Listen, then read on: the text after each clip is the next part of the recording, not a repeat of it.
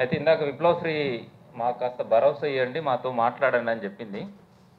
కానీ మనం గమనించట్లేదు. కానీ ఈ సమాజం సామూహికంలో ఒంటరితనం అనుభవిస్తుంది. ఇక్కడ హాల్లో అందరూ కూర్చున్నట్లే ఉంటాం, అందరు కలిసినట్లు ఉంటాం, కానీ ఎవరికి వాళ్ళ ఒంటరితనం ఉంది. మనకు తెలియని ఒంటరితనం ఎవరిని గమనించట్లేదు. తల్లిదండ్రులు అనుకుంటారు నా పిల్లల్ని బాగా చూస్తున్నాను, పెంచుతున్నాను, ప్రేమిస్తున్నాను, అన్నీ ఇస్తున్నాను అనుకుంటున్నాం, కానీ వాళ్ళు ఏం కోరుకుంటున్నారో ఏం మదన పడుతుందో తెలియని తనం అది. నాకు చిన్న బాబు ఉన్నాడు, 8 సంవత్సరాలు. వాడిని రోజు మాట్లాడుతావు అంతనా, వాడు ఊహకందని ప్రశ్నలు వేస్తుంటాడు నన్ను.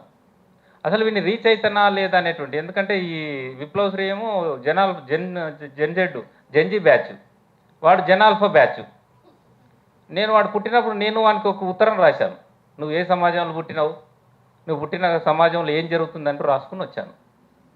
కానీ ఆ సమాజాన్ని మనం అర్థం చేసుకుంటామా అనేది నిరంతరం ప్రశ్న మనకు మనం వేసుకోవాలి. స్వేచ్ఛకు సంబంధించినటువంటి మేము మీటింగ్ ఏర్పాట్లో ఉన్నప్పుడు నిన్న అర్ధరాత్రి ఒక ప్రముఖ రచయిత్రి తన ఫేస్బుక్లో పోస్ట్ పెట్టింది. ఆ పోస్ట్ అనేది తన ఆత్మహత్యకు సంబంధించిన పోస్టు. నేను జీవితాన్ని ప్రేమించాలనుకున్నా చావాలనుకోవట్లేదు, గమనించండి మీరు అని పోస్ట్ పెట్టింది. అర్ధరాత్రి టైము ఒకేసారి అందరూ ప్రముఖ రచయిత్రి, మనందరికి ధైర్యం ఇచ్చిన రచయిత్రి, మనందరికి తెలిసిన రచయిత్రి, మన రాష్ట్రానికి వచ్చిపోయిన రచయిత్రి. ఆమె రచనలు రాజకీయంగా ఉంటాయి, సామాజికంగా ఉంటాయి, చాలా చైతన్యవంత రచయిత్రి. ఒక వారం రోజుల క్రితం తన బిడ్డ గురించి ఒక పోస్టు పెట్టుకున్నది, అద్భుతమైన పోస్టు. ఎట్లాంటి అనుభవాన్ని అనుభవిస్తుందో మొత్తం చెప్పిన ఆమె ఉన్న ఫలంగా ఆత్మహత్య చేసుకోవాలనేటువంటి పోస్టు పెట్టింది. సడన్గా చూసాం కాబట్టి రాష్ట్ర వ్యాప్తంగా అందరం స్పందించాము. ఆమె ఫేస్బుక్లోకి వెళ్ళి మాట్లాడాము, చెప్పిన తర్వాత ఢిల్లీ చేసేసింది. తర్వాత మళ్ళీ నేను రికవర్ అయినాను అంటుంది. అంటే మన కళ్ళ ముందు కనిపించే మనుషులు కూడా తమ ఏం మదన పడుతుండ్రో తెలియని సమాజంలో మనం ఉన్నాము. మన మీటింగ్లో వచ్చి బ్రహ్మాండంగా మాట్లాడిపోతారు, ఇంటికి పోయిన తర్వాత ఏం జరుగుతుందో తెలియని సిచ్యువేషన్లో మనం ఉన్నాము. కాబట్టి ఎవరికి వాళ్ళుగా మనం ఆలోచించుకోవాల్సింది ఏంటో, మన సన్నిహితులతో, మన పిల్లలతో, మన సహచరులతో, మనతో కలిసి ఉద్యమాలు పనిచేస్తున్న వాళ్ళతో కనీసం మనం మనసు విప్పి మాట్లాడగలుగుతున్నామా? ఒకసారి చెప్పకపోవచ్చు, మళ్ళీసారి చెప్తారు. ఈ తరానికి ఉన్న ప్రత్యేక లక్షణం ఏంటంటే వాళ్ళని జడ్జి చేస్తే మనకు మళ్ళీ ఇంకోటి చెప్పరు. ఫస్ట్ మనసు పెట్టి వినడం మాత్రమే చేయాలి మనం. వాళ్ళకి ఏం తీర్పు ఇవ్వాల్సిన అవసరం లేదు. వాళ్ళ బాధ ఏందో, వాళ్ళ మదన ఏంటో వింటే మాత్రం అన్ని విషయాలు చెప్తాడు. ఇప్పుడున్న పిల్లలకంతా వాళ్ళ జనరేషన్లో ఇప్పుడు అక్కలు వీళ్ళందరూ చెప్పారు. నేను తెలంగాణ ఉద్యమంలో ఒక ఆర్టికల్ రాశాను. మన కళ్ళ ముందు తెలంగాణ సాయుధ పోరాటం జరిగింది. అంత పెద్ద సాయుధ పోరాటంలో ఒక్క ఆత్మహత్య జరగలేదు. కానీ ఈ మలిదశ తెలంగాణలో దాదాపు 12, నేను మొత్తం రికార్డ్ చేశాను, ఏ జిల్లాల వారిగా ఎంత ఉందని చెప్పి రికార్డ్ చేస్తే 1200 మంది ఆత్మహత్య చేసుకున్నారు. ఈ సమాజమే, ఉద్యమమే ఆత్మహత్యలు చేసుకునే ఒక ప్రోగ్రామ్ ఇస్తుంది మనకు. ఇప్పుడు మనకు తెలియదు కానీ మనకు ప్రోగ్రామ్ ఇస్తుంది, మన పిల్లలకు ఆండ్రాయిడ్లో ఇస్తుంది. ఇచ్చింది, నువ్వు ఎట్లా ఆత్మహత్య చేసుకోవాలి, నువ్వు ఎటువైపు డైవర్ట్ చేయాలనేది. వాళ్ళను డైవర్ట్ చేయడానికి మన పిల్లలు మన ఉద్యమకారులతోనూ లేరు. ఫస్ట్ గమనించుకోవాలి. నేను మీటింగ్ జరిగిన ప్రతి దగ్గరికి నా బాబుని తీసుకొని వస్తా. మీరందరూ మీ పిల్లల్ని తీసుకొని వచ్చారు కాబట్టి ఉన్నారు వాళ్ళు. కానీ ఈ పిల్లలకు ఉన్న సహచరులు అంతా ఎవరు, వాళ్ళ ఫ్రెండ్స్ అంతా ఎవరు? ఉద్యమం బయట ఉన్న పిల్లలు. వాళ్ళ దగ్గర షేర్ చేసుకుంటారు, కానీ నీ సమాజంలో ఉన్నటువంటి ఉద్యమాల నుంచి పిల్లల దగ్గర షేర్ చేసుకునే అవకాశం నువ్వు స్పేస్ ఇవ్వలేదు. వాళ్ళు స్పేస్ ఇవ్వనప్పుడు నీకు చెప్పరు, ఇంకొకరికి చెప్పరు. కానీ ఎవరో నీకు సంబంధం లేని విషయాలు వేరే అమ్మాయికి చెప్పుకుంటారు. వాళ్ళకు నీ విషయం చెప్పేసరికి ఉన్న విషయం కాస్త గడిచిపోతుంటుంది.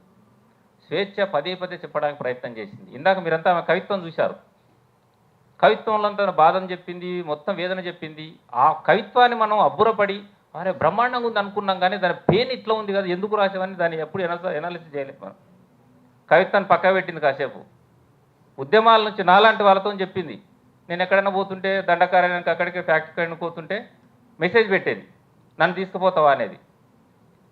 పోదాం అనేది నేను 1 సారి 2 సార్లు కవితను కానీ ఆమెను కానీ స్కిప్ చేశాను. ఎందుకంటే నువ్వు ఉన్న ప్రొఫెషన్లో నీకు అక్కడ ఏమైనా జరిగితే మీ యజమాని ఒప్పుకోదు, రానియదు. అంటే ఒకసారి నాకు పోస్ట్ చేసింది, ఒకసారి నువ్వు రానియలేదు కానీ నిన్ను నల్లమల్ల పోయినా చూసావా అని చెప్పి. నెక్స్ట్ టైం తీసుకెళ్తాలే అని చెప్పింది. నెక్స్ట్ టైం తీసుకెళ్దాం అనుకున్నప్పుడు తను అరుణాచలం వైపు వెళ్ళింది. నువ్వు ఇక్కడ స్పేస్ ఇస్తే నీ దగ్గరకు వచ్చేది అమ్మాయి. మన ఉద్యమాల దగ్గర స్పేస్ ఇవ్వట్లేదు. కవిత్వాన్ని చూసి అబ్బురపడుతున్నాం, కానీ దాంట్లో పెయిన్ గమనించి ఎనాలిసిస్ చేసి ఎందుకు ఈ పెయిన్ తీసుకున్నది ఆమె, ఈ వయసులో ఆహ్లాదంగా ఉండాలి కదా, తన గొప్పగా మాట్లాడాలి కదా, గొప్పగా రాయాలి కదా, ఎందుకు పెయిన్ అనుభవిస్తుంది కానీ ఎనాలిసిస్ చేయగలిగితే తన బాధ అర్థమయ్యేది. మనం ఆ కవిత్వాన్ని ఎనాలిసిస్ చేసినందుకు అద్భుతమైన కవిత్వం రాసింది అనుకున్నాం కానీ పెయిన్ గమనించలేకపోయాము. ఉద్యమాల వైపు మనం డైవర్ట్ చేయలేదు కాబట్టి అరుణాచలం వైపు వెళ్ళింది. ఎందుకు అరుణాచలం వైపు వెళ్ళింది ఆమె? నేను అడిగాను, అరణ్యాన్ని పేరు పెట్టుకున్నావు, నువ్వు ఎటువైపు రావాలి, అరుణాచలం వైపు వెళ్దామంటే చూద్దాం అబ్బా ఇది కూడా అని. ఎట్టయితే చలం రాసి అద్భుతమైన కవిత్వం రాసి చివరి నాకు అరుణాచలంలో తేలేండో ఆమె అన్ని ప్రయోగాలు చేసింది, మనకందరూ చూపించింది. నేను ఇటువైపు వస్తున్నా చూడండి, ఇటువైపు వెళ్తున్నా చూడండి, ఇంకోవైపు వెళ్తున్నా చూడండి, అన్నీ చూపించింది.